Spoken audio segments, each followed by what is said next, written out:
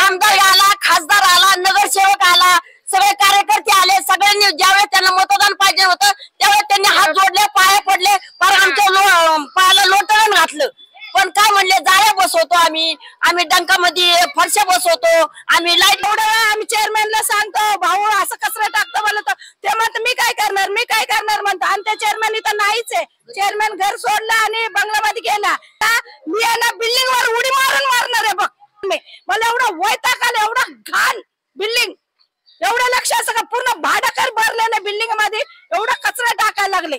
तर कृपा करून ना त्या भाडकर लक्ष द्या आणि घर जप्त करा. जे भाड्याने जे विकत दिलं ना, विकलं ना, ते घर सगळं जप्त करा. जे राहतात त्यांनाच ठेवा. पाय पडतो तुमचा नगरपालिका साहेबाला, आमदारला, खासदारला, मुख्यमंत्रीला, सगळ्यांना पाय पडता. आता मी बिल्डिंग वर उडी मारून आत्महत्या करणार बघ. ज्यावेळेस पुनर्वसन केलं त्यावेळेस आमच्याकडून पूर्ण रक्कम घेतली. ज्यांच्याकडे जातीचे दाखले आहेत त्यांच्याकडून कमी रक्कम घेतली, ज्यांच्याकडून जातीचे दाखले नाहीत त्यांच्याकडून भरपूर रक्कम घेतल्याच्या नंतर त्याचे कागदपत्र पण आम्हाला दिलेले नाहीत. चेअरमनला विचारलं, चेअरमन म्हणले ऑफिस मध्ये कागदपत्र आहेत. कितीतरी वेळा चेअरमनला विचारलं, चेअरमनने एकही कागद आम्हाला दाखवला नाही. ते म्हणलं तुम्हाला काय करायचंय कागदपत्राचं, हाय तुम्हाला भेटतंय ना. ते राजी घरं भेटल्यात त्या घरावर तुम्ही भाडेकरी घातले. त्या भाडेकऱ्यांनी मरणाची घाण केली. आमच्या लेकरा बाळाला त्रास झाला. जे मालक लोक होते त्या मालक लोकांनी घरं विकून गेले. ती विकून गेल्याच्या नंतर सगळे भाडेकरी, त्या भाडेकऱ्यांनी पूर्ण अख्खी सोसायटी घाण केली. ते सोसायटी आमच्या लेकरा बाळाला आजार जडले ना. आमच्या घरामध्ये लहान लहान मुलं आहेत. आमच्या मुलांना काही कमी जास्ती झालं तर आम्ही कोणाला धरायचं? घर मालक तर घर विकून गेले, आम्ही धरायचं कोणाला? आणि आमच्याकडे काय दवाखान्याला पैसे का? आम्ही सकाळपासून कष्ट करतो, धुण्या मांडायचं काम करतो, तेव्हा संध्याकाळी आमची चूल फिरती. आम्ही काय करायचं? याचा विचार करायचा कोणी? चेअरमनला बोलायला गेलं तर चेअरमन म्हणतो मला सांगू नका, मला विचारू नका, मला बोलू नका. मग आम्ही कोणाला बोलायचं? डग भरले, डगामध्ये किडे येतात. जे भाडेकरी ते लोक कचरा टाकतात. जे नाही तसल्या शिव्यागाळ्याचा वापर आम्हाला, ती लोक भाडेकरी असताना आम्हाला शिव्यागाळ्या काढतात. आम्ही घर मालक असताना आम्ही गप बसतो. हे का शिरजोर आमच्या गरीबावर, का आमच्यावर अत्याचारपणा? मग या अत्याचारपणा मिटवायचा कोणी? आमचा विचार करायचा कोणी?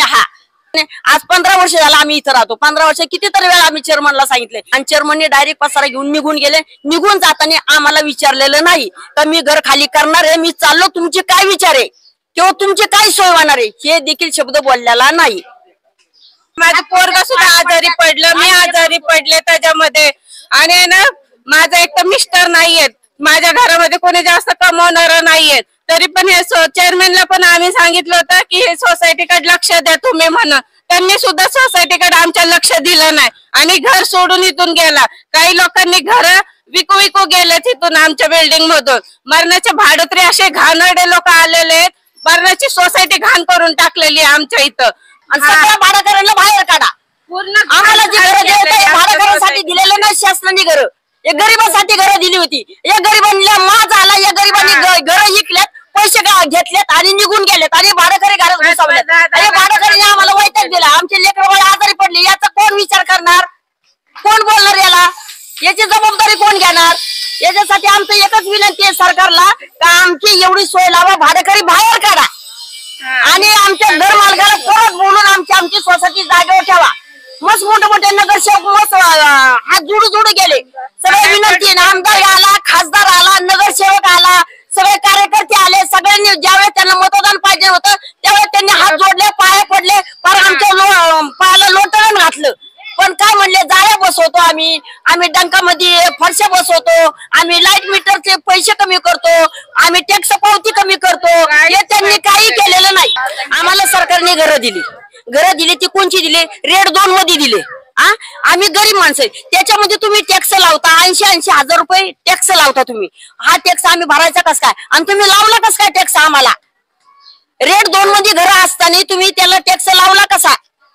काय याचं कारण काय? तुम्ही गरीबाला घरं दिलेत ना, मग गरीबाकडून एवढं तुम्ही 80 हजार रुपये घेता म्हणलं. आम्ही गरिबांनी काय करायचं? घ्यायचं का तुमच्या 80 हजारासाठी फाशी?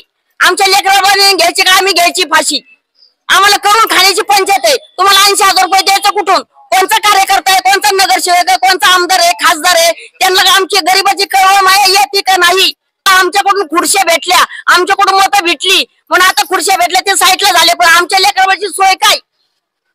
तुम्ही डायरेक्ट भाडेकरांना घरांची घुसावले, भाडेकरी आमच्यावर दादागिरी करायला लागल्यात. आम्ही घर मालक असताना आम्हाला मारहाण करतात, आम्हाला शिव्यागाळ्या करतात, आम्हाला उलट पालट बोलतात, मरणाच्या घरादारांनी कचरा टाकतात. हे का सरकारचा नियम आहे का? गरीबाला घर भेटलं नाही, फुकट घर आहेत. एवढा भरतोय, ढगावर लक्ष देत नाही कोणी. ढगाचं पाईपलाईन आहे ना, मागचं आहे ना, पूर्ण घुस लागलेले वरून लोक भात भाकरी सगळं टाकतोय. आणि एवढं वेळ आम्ही चेअरमॅनला सांगतो, भाऊ असं कचरा टाकतो बोलतो, ते म्हणतो मी काय करणार म्हणतो. आणि त्या चेअरमॅन इथं नाहीच आहे. चेअरमॅन घर सोडला आणि बंगल्यामध्ये गेला. आता आम्ही गरीब लोक, आम्ही दोघं नवरा बायको राहतो, कुठं जायचंय घर सोडून सांगा बरं. आणि मागे माझी नगर शोक म्हणला तुमच्या ढगाला गिरील बसवता म्हणला, त्याने अजिबात लक्ष दिलं नाही इकडं. आणि अजून एक आम्ही घरपट्टी भरून लाईट बिल भरून सुद्धा ना एवढं घाण मध्ये राहायला लागला आम्ही. आणि नगरपालिका लोक लक्ष देत नाही. आणि इलेक्शन टायमाला एवढा पाय पडायला येतं, साहेब लोक मोठं आमदार खासदार सगळं येतं इथं. आणि कुणी लक्ष आता कोणी येत नाही का बरं? आता नको मतदान, पहिलं पुढच्या वर्ष मतदान घेणार नाही का? आता लक्ष नाही. आता त्यांची सीट भेटली ना, आमच्याकडे काय? आता माझं एकच प्रश्न, ते कचऱ्यामध्ये कॅन्सर होऊन मरायच्या पेक्षा ना मी ना बिल्डिंग वर उडी मारून मारणार आहे बघ. बिल्डिंग साठी ना काय तर करून मारणार मी. मला एवढं वैताग आलं, एवढं घाण बिल्डिंग, एवढं लक्ष असं का पूर्ण भाडेकर भरलेलं बिल्डिंग मध्ये एवढा कचरा टाकायला लागले. तर कृपा करून आहे ना, त्या भाडेकर लक्ष द्या आणि घर जप्त करा.